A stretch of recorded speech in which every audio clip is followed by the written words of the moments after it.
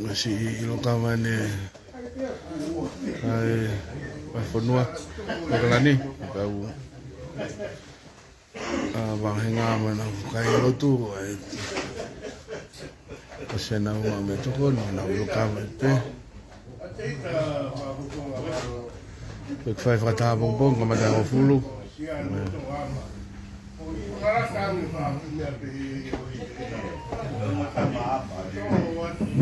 ya hau me mamao me ulang kat na mo pe rumah he olo maafan be